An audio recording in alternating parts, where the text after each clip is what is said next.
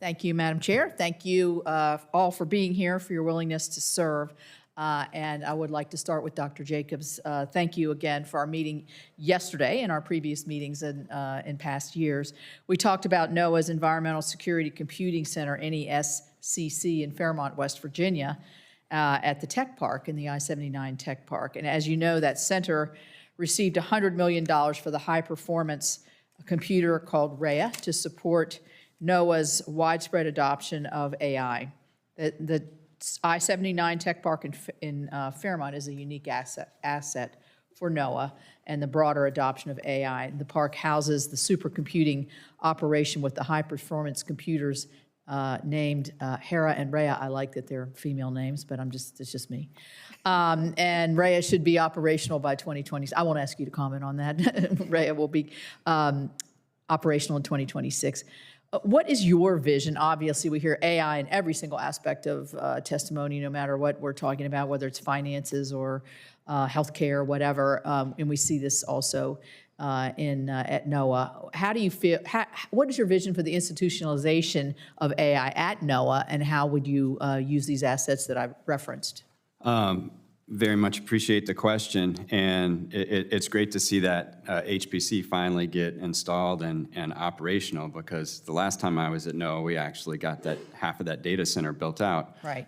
I think there's a lot of opportunity with AI everywhere, from like improving some stock assessments in fisheries to also in numerical weather prediction.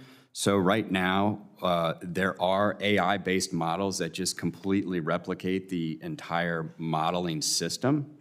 They're trained on the physics-based models, so there's still a need to run the physics-based models, but there's also aspects of AI that can be used inside the physics-based models, where the AI systems replicate some of these physical algorithms. And the exciting thing to me is they can do it in a fraction of a second. So what 5 years ago would take 30, 40 minutes, we can do now in a second or two. Mm-hmm. And I think doing a lot of that development work, particularly on that system, would be a really good use of it. Well, thank you. Do you feel that NOAA has the support to have a sufficient procurement process now to assess the quality data sets and improve the data storage? We talked about going to the cloud and a lot of other things the other day. Do you feel like the procurement system is going to allow NOAA to move in this direction as rapidly as it needs to be? I mean, so there's an interesting dynamic, I think, unfolding, because a lot of the data that NOAA has is really sought after by private industry. And the data that NOAA has is obviously freely available to the public, but private industry may pay a cloud service provider to crunch the numbers. So when we would process the data on an HPC system and then host it in a data center like a commercial cloud service provider, mm-hmm.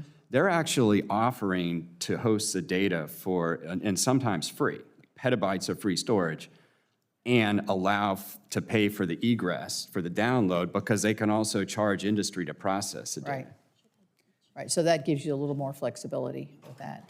I'd like to pivot to the storms in Texas and the weather predicting, and obviously I live in an area that is prone to rapid flooding like that, but the tragedy that we see in Texas, like nothing that it's unimaginable for many of us. I think a lot of it, and I think so, the aftermath of community engagement, community warning systems. How can that be improved? How can, and I know not necessarily in that specific area, simply because it's probably too early to assess that, but generally speaking, there's still gaps, and I think, I'm sure this is something that you think about. You shared with me that you have a 9-year-old and 11-year-old daughter, I believe, so you're feeling this as well. Do you have any comments on that?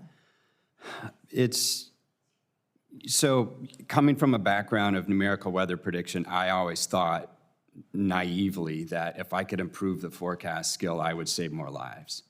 And it turns out that it's really the last mile. Even if you have a perfect forecast, if you can't get the information to the people, it's totally useless.